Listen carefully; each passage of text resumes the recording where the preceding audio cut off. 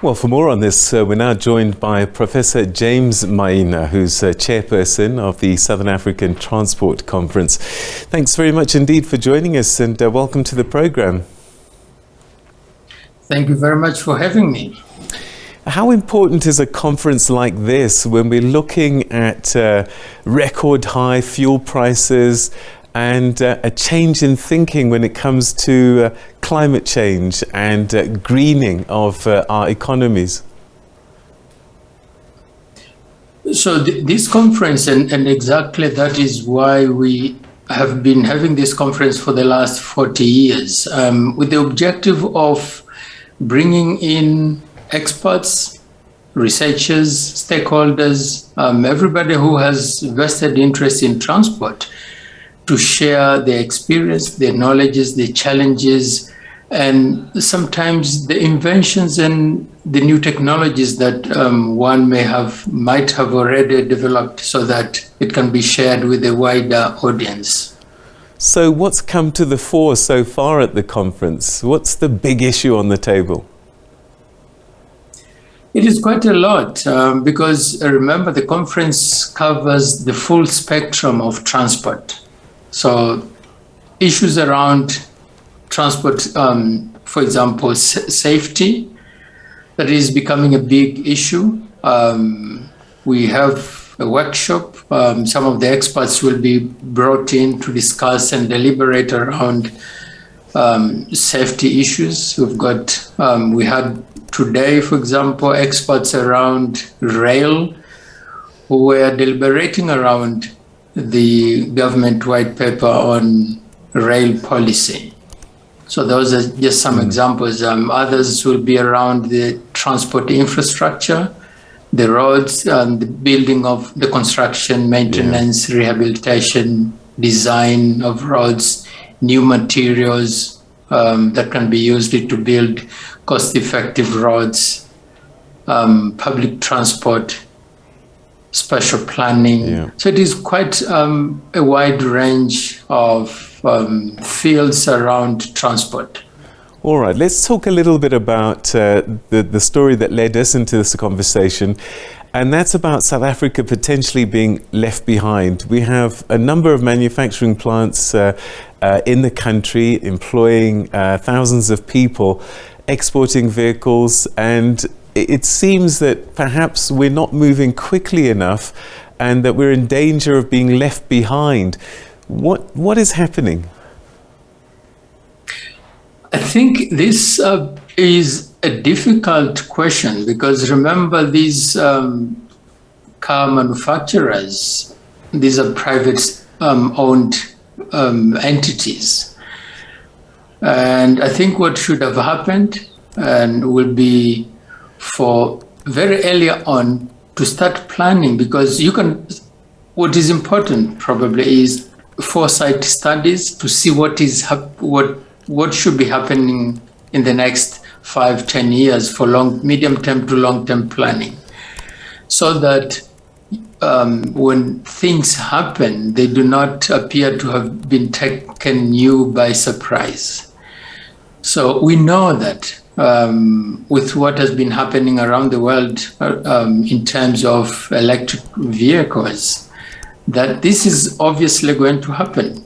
The whole world will be moving from internal combustion engine to electric vehicles. So what should have happened, and how the decision makers have been busy working around that, is to come up with policies that will allow and require these private sectors, private entities, to make sure that their industries are well equipped, are well prepared for the eventualities of moving from internal combustion engine to electric vehicles.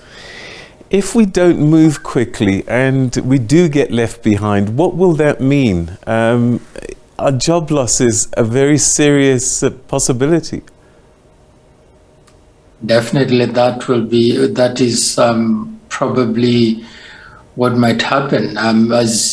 If you remember what Mr. Mabasa talked about, the unfortunate events of what happened in Australia, that other countries took advantage of them not moving fast enough, and the whole car manufacturing industry just was wiped out.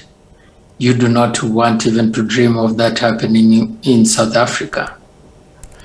But if nothing is done around the policies and the preparedness of the industry to move with the reality on the ground, unfortunately, that may happen. So, I suppose we need to think of ourselves as across the continent in terms of how do we move the transport sector forward and own it so that it's not really a lot of influence coming from outside. I think it is investment, because the knowledge is there, the technologies. It's not something that the experts that we have within the country, within the African continent, cannot work on. They can, and they can do even better, but they need investment support. They need proper policy to be in place to make that possible. And in the absence of that, then we will continue depending on what others decide. You talked about safety earlier. Is it safety in terms of vehicles, or are we talking about infrastructure as well, that becomes part of the equation? Yes, everything around safety. I remember that there were United Nations resolutions even around reducing the effect of traffic transport fatalities, for example, around the world. And so the workshop is geared and aimed at looking at how far have we come, whether we're going to achieve the goals that different countries, different continents had set for themselves, vis-a-vis what the United Nations was talking about. And the workshop is going to deliberate on that, identify all the gaps, and in the end, we're going to write a report that we'll submit to the Department of Transport in terms of what the experts have said, what the experts have found, the reality on the ground, and the suggestions, recommendations on what needs to happen. One gets a sense that you almost have to have cross-border cooperation. Instead of one country trying to figure it out by themselves, we almost need to say either SADC or East Africa Community, perhaps even the continent, to say, what can we do as a continent? Again, infrastructure, we know for sure that a good number of the tarred roads are in South Africa alone as one country. How do we balance these equations? I think things have started changing.